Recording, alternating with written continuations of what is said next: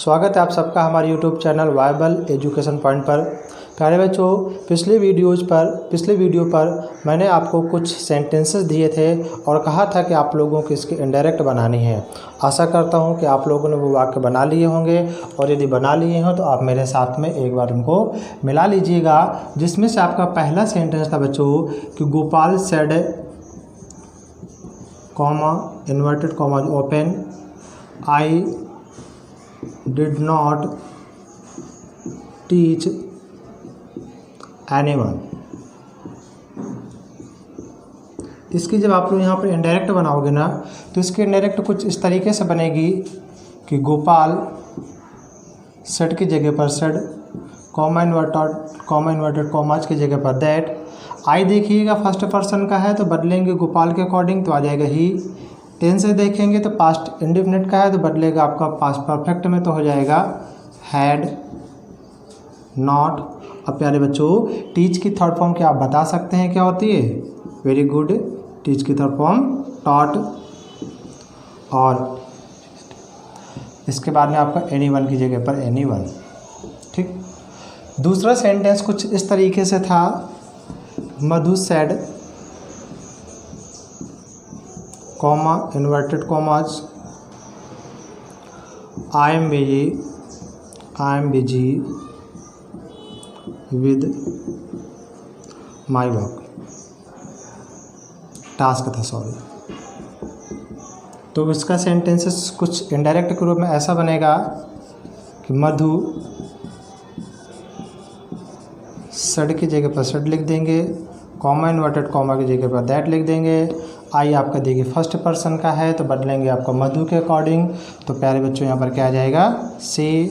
M की जगह पर आपका वॉज आ जाएगा, बिजी की जगह पर आपका बिजी आ जाएगा और ये आज आपका एज इट इज। माई भी देखिएगा फर्स्ट पर्सन का है तो बदलेंगे आपका मधु के अकॉर्डिंग। तो यहाँ पर माई चूँकि पॉजेसिव एडजेक्टिव के रूप में है तो मधु के प्रोनाउन का पॉजेसिव एडजेक्टिव ही लगाएंगे, इसलिए यहाँ पर क्या आ जाएगा? हर। और टास्क की जगह पर प्यारे बच्चों आपका टास्क आ जाएगा। ठीक, इसके बाद देखिए आपका तीसरा सेंटेंस था यहाँ पर कि द students said comma inverted commas we are celebrating 15th of August। 15th of August. तो इसका कुछ इनडायरेक्ट इस तरीके से बनेगा कि द स्टूडेंट्स की जगह पर आपका स्टूडेंट्स,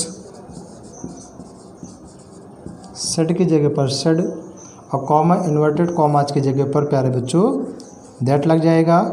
वी आपका फर्स्ट पर्सन का है तो बदलेंगे सब्जेक्ट के अकॉर्डिंग। देखिएगा वी आपका ये प्लूरल में है तो स्टूडेंट्स लिखा है, ध्यान रखिएगा स्टूडेंट्स। इसका प्रोनाउन आपका क्या हो जाएगा? दे। तो यहाँ पर लिख देंगे दे और इज एम आर की जगह पर वॉज और वर होता है। बाकी आपका सेलिब्रेटिंग से लेकर के पूरा सेंटेंस एज इट इज लिख देंगे। ठीक है ना? तो ये आपके पिछले सेंटेंसेस थे जो मैंने आपसे कहा था कि आप लोग अपने मन से बनाइएगा। और आज के वीडियो में अब हम लोग बात करेंगे कुछ थोड़ा सा इसी में बचे हुए टॉपिक के बारे में जो कि आपका फर्स्ट पर्सन से ही रिलेटेड है। और वो कुछ इस तरीके का है कि कुछ ऐसे भी सेंटेंसेस होते हैं जहाँ पर हम लोग फर्स्ट पर्सन के प्रोनाउन को नहीं बदलते हैं। ठीक है, दूसरी बात और इसके आगे हम लोग यहाँ पर सीखेंगे कि यदि आपके रिपोर्टेड स्पीच के वाक्य में सेकंड पर्सन का प्रोनाउन दिया जाए तो उस सेकंड पर्सन के प्रोनाउन का परिवर्तन कैसे करेंगे इसके बारे में भी सीखेंगे। तो सबसे पहले हम लोग जानेंगे ऐसे वो कौन से सेंटेंसेस होते हैं कि जिसमें से आपका फर्स्ट पर्सन के प्रोनाउन दिए जाते हैं लेकिन इसके बावजूद भी हम लोग उनको वहाँ पर नहीं बदलते हैं। तो आइए मैं आपको इस बात को एग्जाम्पल के द्वारा समझाता हूँ। जैसे कि मान लीजिए आपको लिखा है teacher said comma inverted commas, उसके आगे लिखा है we can not live without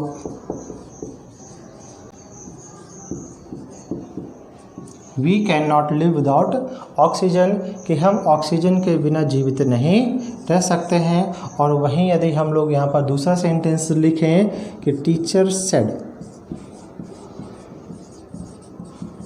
comma inverted comma open, फिर आगे आपका आ जाए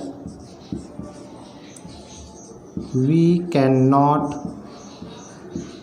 help our friends, inverted commas close. ठीक है, तो यहाँ पर लिखा है पहले में teacher said comma inverted comma we can not live without oxygen, कि टीचर ने कहा हम ऑक्सीजन के बिना जीवित नहीं रह सकते हैं। दूसरा सेंटेंस है टीचर सेड, टीचर ने कहा we can not help our friends, कि हम अपने दोस्तों की सहायता नहीं कर सकते हैं। देखिए आप लोगों को इसका मतलब नहीं समझना है, केवल ये समझना है कि हम लोग इसको बनाएंगे कैसे। मतलब कि मेरे ये हुआ कि ये ना समझिए कि टीचर ने कहा कि हम अपने दोस्तों की सहायता नहीं कर सकते या नहीं कर सकते हैं, तो ये कुछ गलत है। ठीक है, इसका मतलब कुछ ऐसा आप लोग ना निकालिएगा, केवल एक समझाने के पर्पज़ से मैंने सेंटेंस ऐसे करके लिख दिया है। तो देखिए यहाँ पर दोनों सेंटेंसेस में आपको यहाँ पर वी लिखा हुआ है। पहले में भी है टीचर सेड, टीचर ने कहा we can not live without oxygen, कि टीचर ने कहा कि हम ऑक्सीजन के बिना जीवित नहीं रह सकते हैं। इसमें भी समझिएगा कि टीचर ने कहा we can not help our friends, कि हम अपने दोस्तों की सहायता नहीं कर सकते हैं। देखिए इसमें भी आपका वी लिखा है फर्स्ट सेंटेंस में, और आपके इस दूसरे सेंटेंस में भी आपका यहाँ पर वी लिखा है।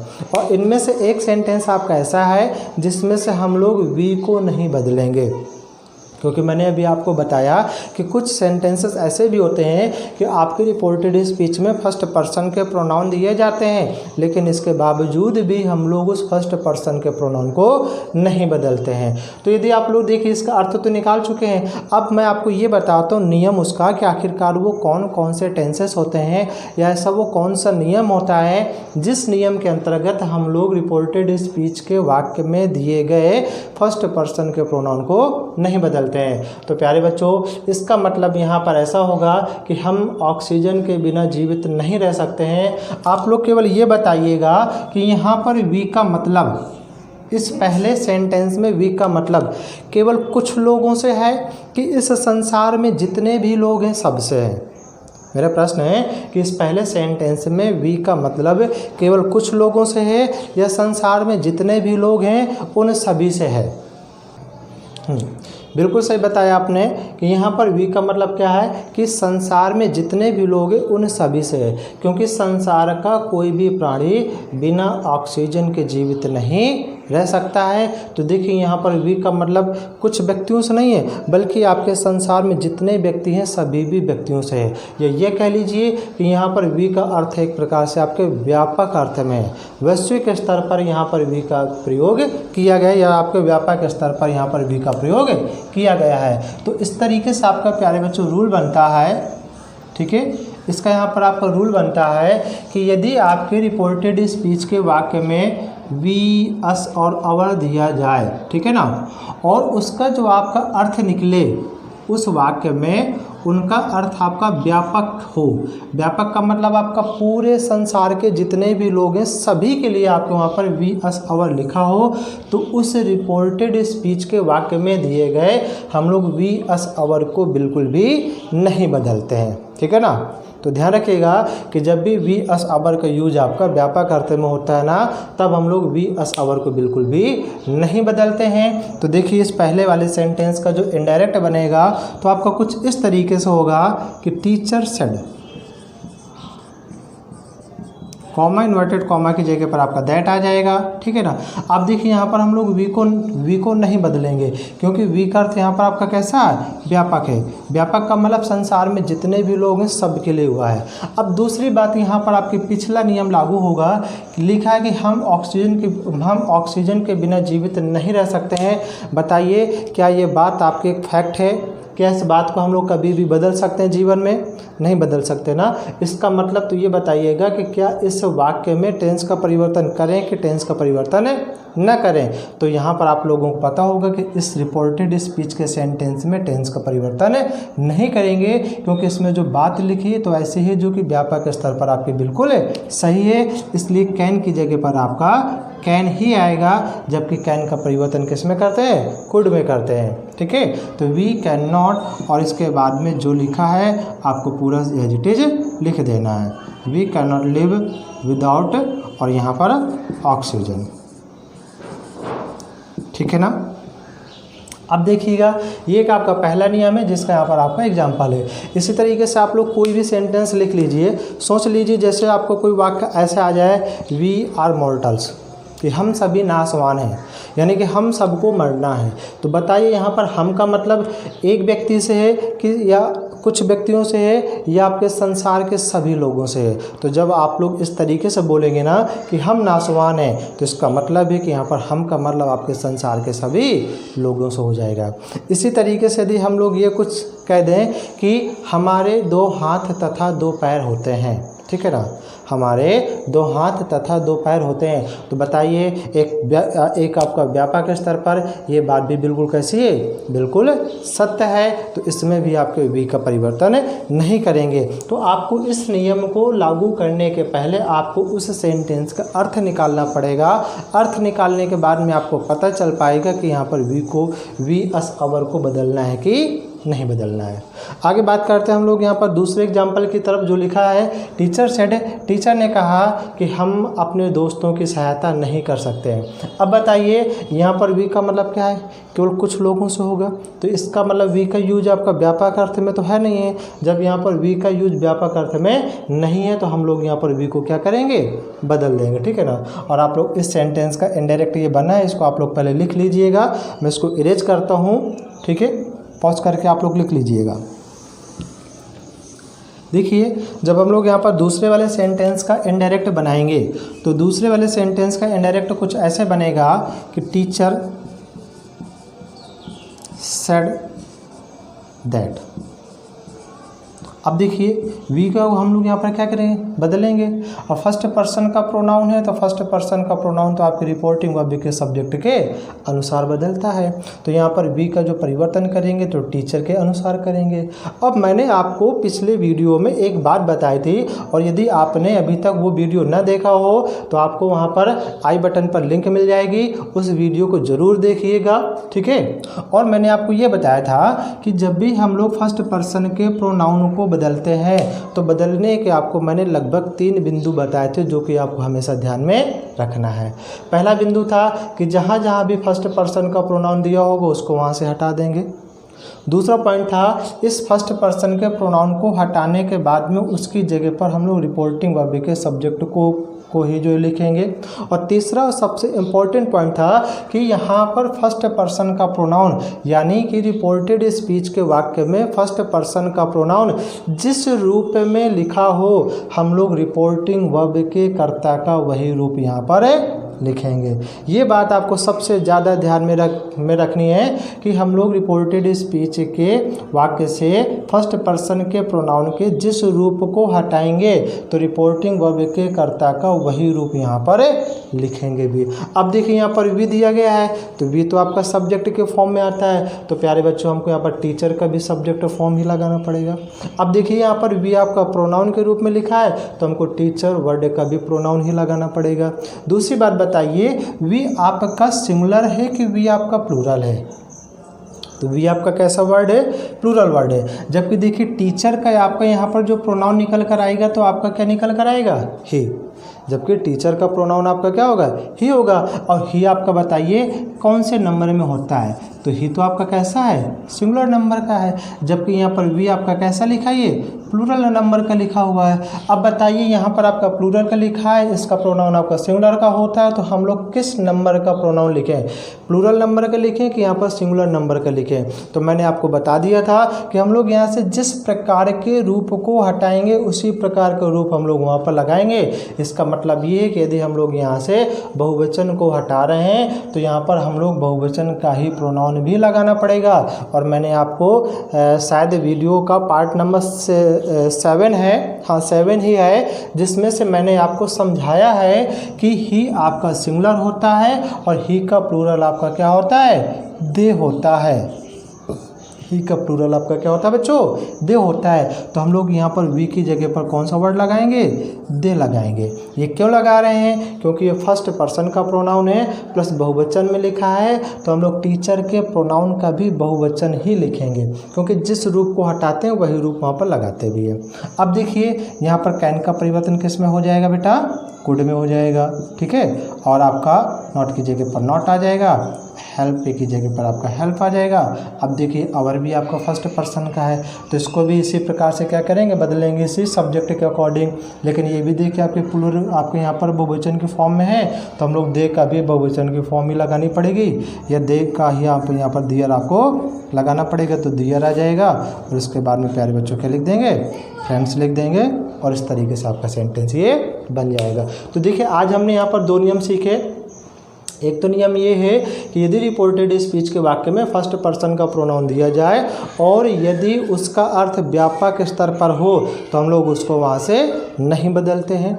दूसरा नियम हमने यहाँ पर ये सीखा, प्यारे बच्चों ये जो है सीखा कि यदि यहाँ पर आपकी रिपोर्टेड स्पीच के वाक्य का प्रोनाउन बहुवचन का हो तो उसको हटा करके हम लोग बहुवचन का ही प्रोनाउन लगाएंगे, ना कि एक वचन का। यानी कि जितने वचन में आपका ये प्रोनाउन होगा उसी वचन का आपको यहाँ पर लगाना पड़ेगा। ये बात आप लोग ध्यान रखिएगा हमेशा के लिए, ठीक।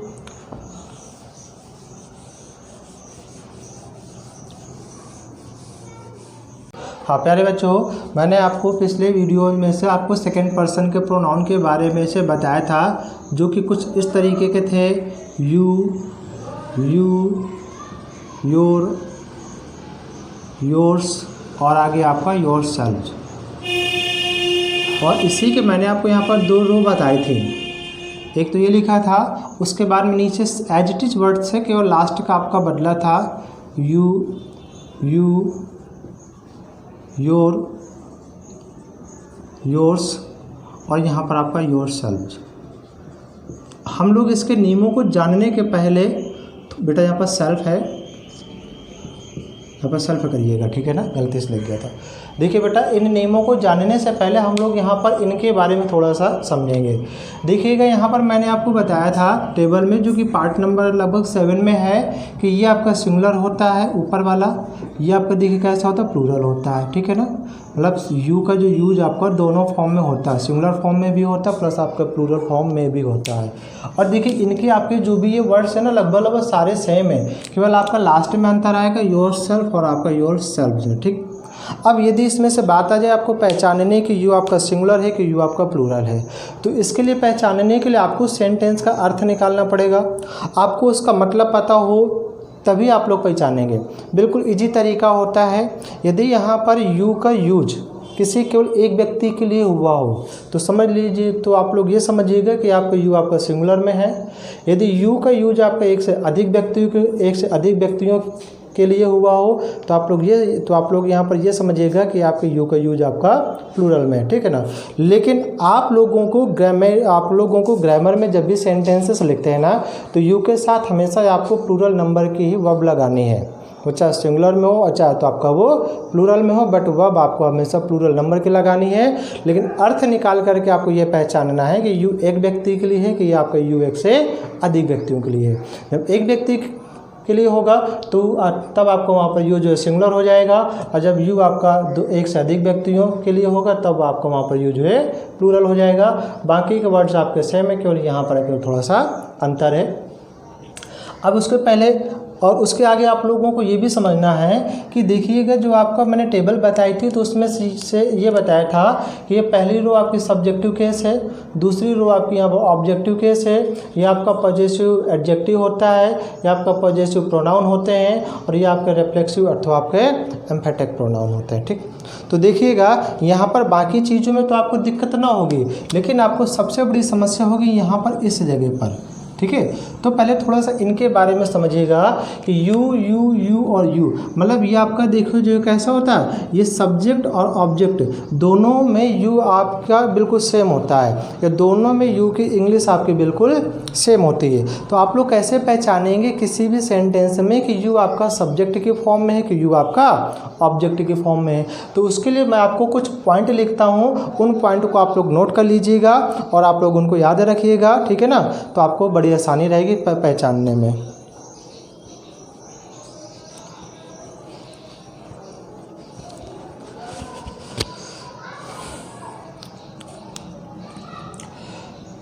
पहला पॉइंट बेटा कुछ इस तरीके से है, सब्जेक्ट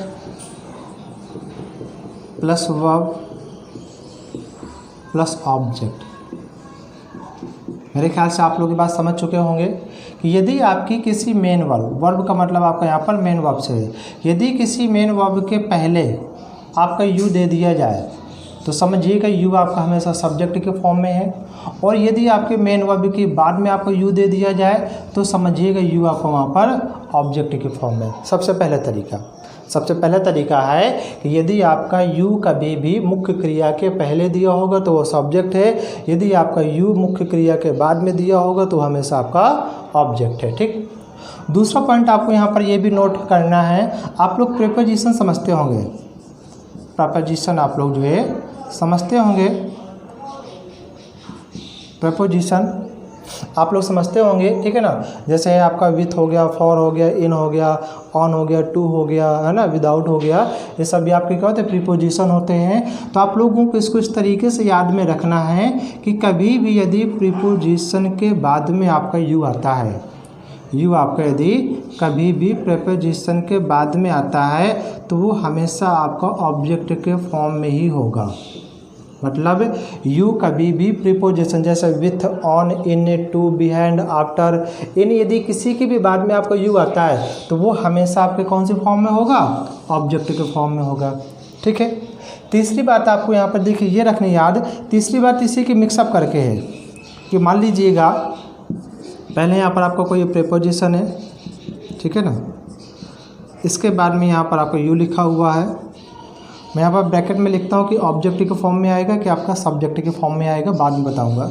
और इसके बाद में यहाँ पर आपकी कोई वर्ब दी गई है, वर्ब का मतलब आपका मेन वर्ब, ठीक है, वर्ब का मतलब स्पेशली आपका मेन वर्ब। अब देखिए यहाँ पर ये दोनों नियम का आपका लगभग आपका मिक्सअप है, क्योंकि मैंने पहले में से आपको ये बताया है कि यदि आपका मेन वर्ब के पहले दिया होगा तो सब्जेक्ट होगा, यदि मेन वर्ब के आपका बाद में होगा तो क्या होगा, ऑब्जेक्ट होगा।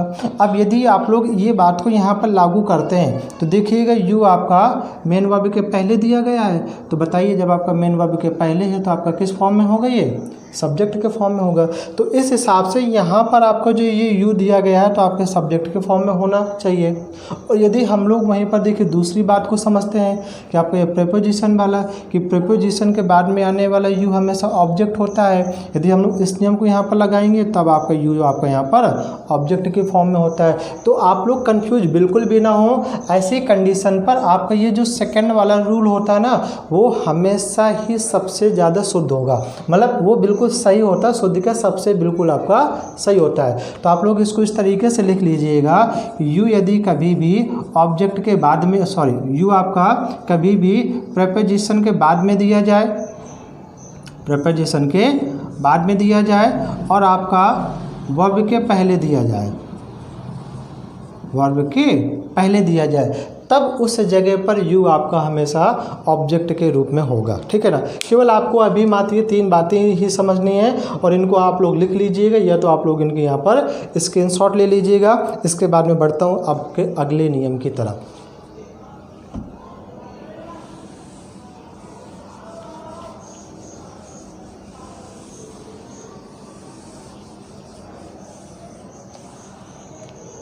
देखिए बेटा, हम लोग यहाँ पर बात करने वाले हैं इस नियम के बारे में कि यदि आपके रिपोर्टेड स्पीच के वाक्य में सेकंड पर्सन का प्रोनाउन दिया जाए तो सेकंड पर्सन के प्रोनाउन का परिवर्तन जो होता है तो किसके अनुसार करते हैं। तो आपका रूल है कि सेकंड पर्सन के प्रोनाउन, ठीक है ना, के प्रोनाउन का परिवर्तन सेकंड पर्सन के प्रोनाउन का परिवर्तन रिपोर्टिंग वर्ब के। अब देखिए फर्स्ट पर्सन का परिवर्तन वहाँ पर आपका सब्जेक्ट के अकॉर्डिंग किया था, तो यहाँ पर आपके जो सेकंड पर्सन के प्रोनाउन का जो परिवर्तन होगा ना, तो रिपोर्टिंग वर्ब के ऑब्जेक्ट के अनुसार, ठीक है ना, ऑब्जेक्ट के अनुसार करते हैं, ये आपका रूल हो गया। ठीक है, तो ये एक टाइप से आपका क्या होगा बच्चों, ये रूल हो गया कि यदि आपके रिपोर्टेड स्पीच में सेकंड पर्सन का प्रोनाउन दिया गया है तो उसका परिवर्तन हम लोग हमेशा रिपोर्टिंग वर्ब के ऑब्जेक्ट के अनुसार ही करेंगे, और बाकी के जो आपके कुछ विशेष बातें आपके फर्स्ट पर्सन में थी वही विशेष बातें यहाँ पर सेकंड पर्सन के लिए भी आपके लागू होंगी। आइए हम लोग समझते हैं उदाहरणों से इनको। जैसे कि आपको कोई पहला सेंटेंस है कि he said to me, comma inverted comma open, और आगे आपका आ जाए I do not know you. अब देखिए पहले सेंटेंस को, ठीक है ना, लेकिन उसने मुझसे कहा मैं तुमको नहीं पहचानता हूँ। अब हम लोग देखिए जब इस वाक्य की इनडायरेक्ट बनाएंगे तो प्यारे बच्चों कुछ इस तरीके से बनेगी। आपको ये तो पूरा रट गया होगा कि ही टोल्ड मी आएगा, आपको ये भी रट गया होगा कि यहाँ पर हम लोग दैट लगाएंगे, क्यों लगाएंगे आपको ये भी मेरे ख्याल से मालूम होगा।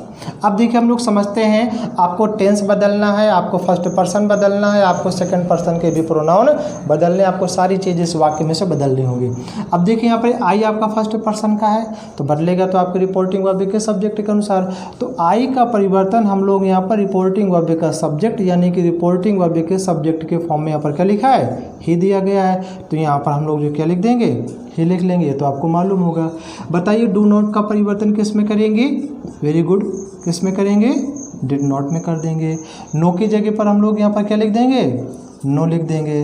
अब देखिए ये आ गया हमारा नया शब्द, और नया शब्द यहाँ पर क्या लिखा है, यू। यू आपका बताइए किस पर्सन का होता है, सेकंड पर्सन का होता है, सबको मालूम है। और आप लोग ये बताइए कि यदि रिपोर्टेड स्पीच में सेकंड पर्सन का प्रोनाउन दिया जाएगा तो उसका परिवर्तन किसके अनुसार करेंगे, तो आप लोगों को पता है कि यदि रिपोर्टेड स्पीच के वाक्य में सेकंड पर्सन का प्रोनाउन दिया होगा तो उसका परिवर्तन हम लोग हमेशा रिपोर्टिंग वर्ब के ऑब्जेक्ट के अनुसार करेंगे। और बताइएगा इसमें से रिपोर्टिंग वर्ब का ऑब्जेक्ट आपका क्या लिखा है, मी, चूँकि रिपोर्टिंग वर्ब तो टोटल आपकी सेड टू है, और यहाँ पर देखिए इसका सब्जेक्ट ही हो गया, इसका ऑब्जेक्ट यहाँ पर मी हो गया, तो इस यू का परिवर्तन यहाँ पर मी के अनुसार करेंगे। ठीक, अब देखिए बदलने के आपको वही बेसिक 3 नियम आपको लगाने हैं, ठीक है ना। अब चूंकि यहाँ पर देखिए सेकंड पर्सन है, सेकंड पर्सन का परिवर्तन ऑब्जेक्ट के अनुसार होता है, इसलिए पहली बात ये होगी कि रिपोर्टेड स्पीच के वाक्य में जहाँ भी सेकंड पर्सन का प्रोनाउन दिया होगा उसको वहाँ से हटा देंगे। ठीक, दूसरी बात यह है कि इस सेकंड पर्सन के प्रोनाउन की जगह पर आपको हमेशा रिपोर्टिंग वर्ब का ऑब्जेक्ट ही लिखना है।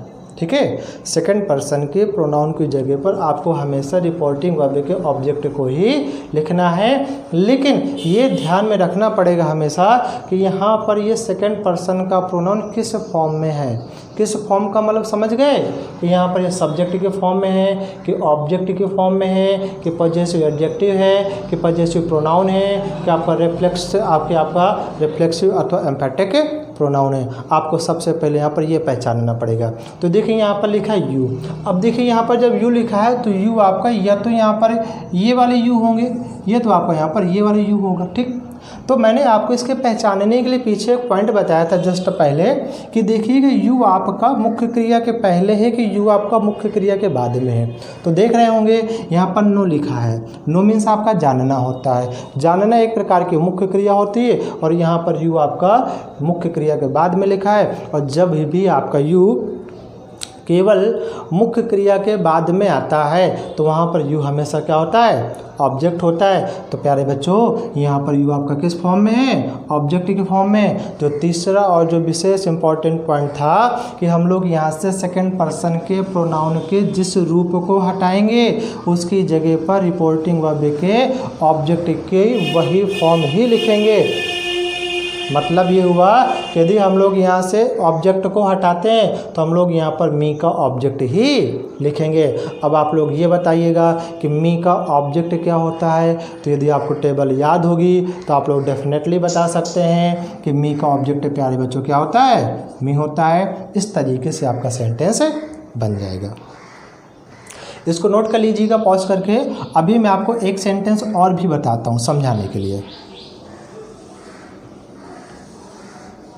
देखिएगा अगला वाक्य है, Radha said to him, comma, inverted comma, you have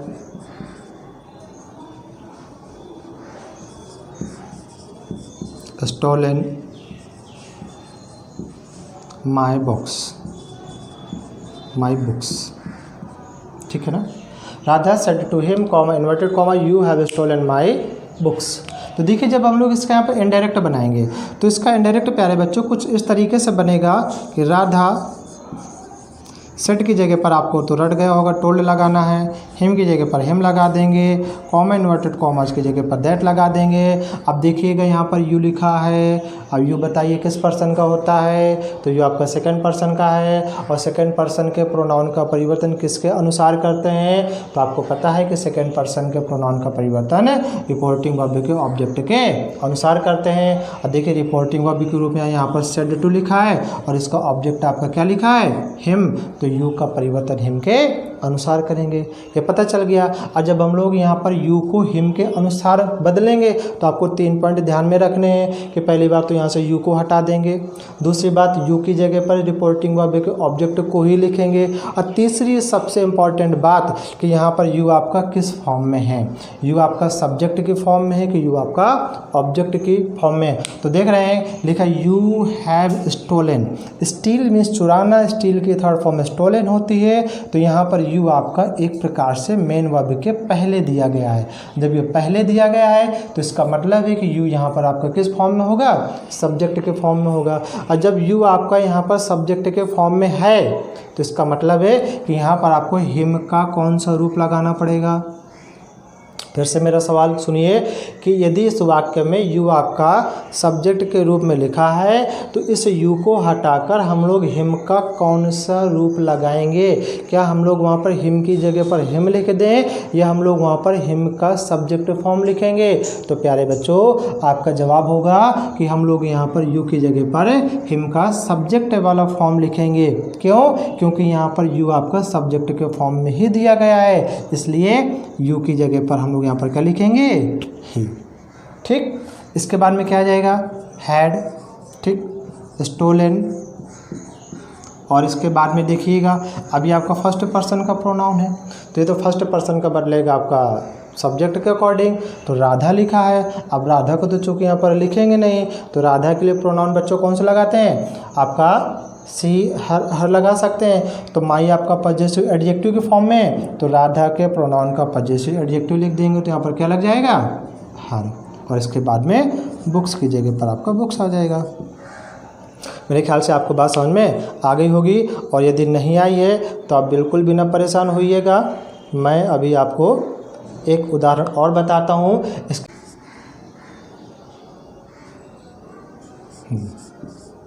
he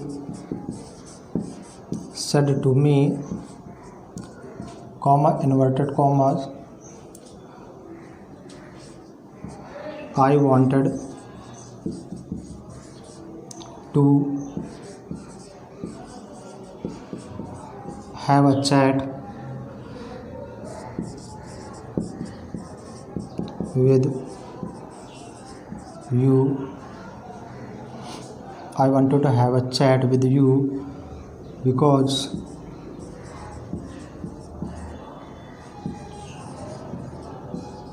you are in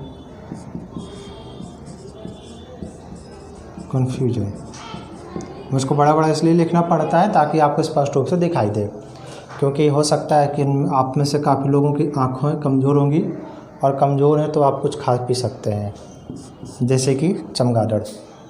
देखिए, he said to me, inverted commas, I wanted to have a chat with you because you are in confusion. अब देखिएगा, हम लोग जब इसका यहाँ पर indirect बनाएंगे तो बनेगा बच्चों, ही टोल्ड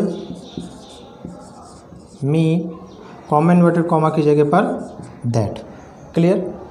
अब आई देखिए फर्स्ट पर्सन का है, बदलेगा सब्जेक्ट के अकॉर्डिंग, क्योंकि जितने भी फर्स्ट पर्सन होते हैं सभी आपके सब्जेक्ट के अकॉर्डिंग आपका चेंज होते हैं। तो यहाँ पर क्या लिख देंगे, ही आ जाएगा। टेंस देखिए, वांटेड लिखा मतलब पास्ट इंडेफिनिट का, तो पास्ट परफेक्ट में जाएगा, तो आपका हैड वांटेड हो जाएगा,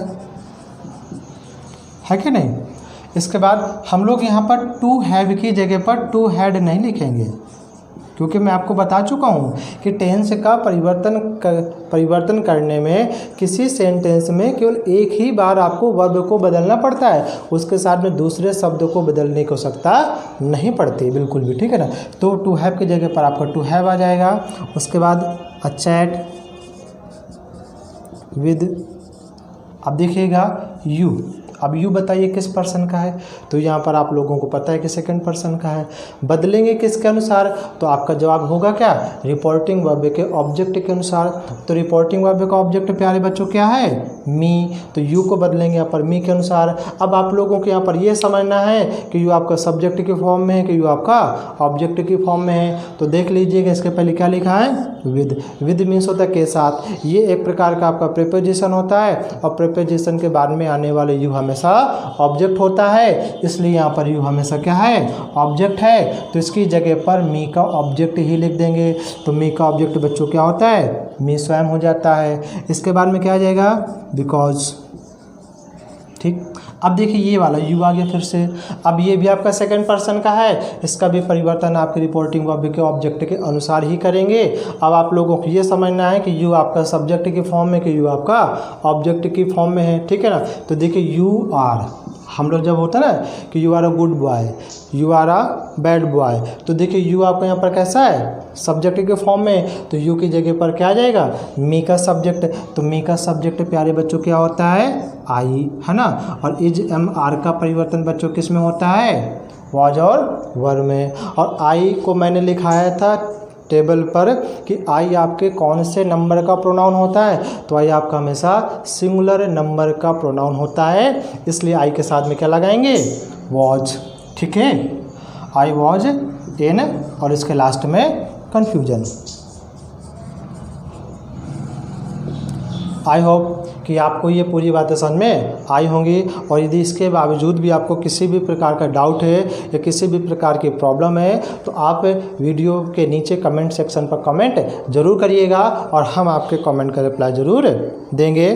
और प्यारे बच्चों, अगली और अंतिम बात ये है कि यदि आपको वीडियो अच्छा लगता है तो वीडियो को लाइक करें, शेयर करें, और हमारे चैनल को सब्सक्राइब ज़रूर करें। और एंड स्क्रीन पर आपको हमारे चैनल का लोगो दिख रहा होगा, वहाँ पर क्लिक करिएगा, उसके नीचे आपका रेड कलर से होगा सब्सक्राइब, उसको उस बटन को भी दबाइएगा, साथ ही साथ बेल आइकन को भी प्रेस करें कि जिससे कि आपके पास तक हमारे नोटिफिकेशन सबसे पहले पहुँच सके। धन्यवाद।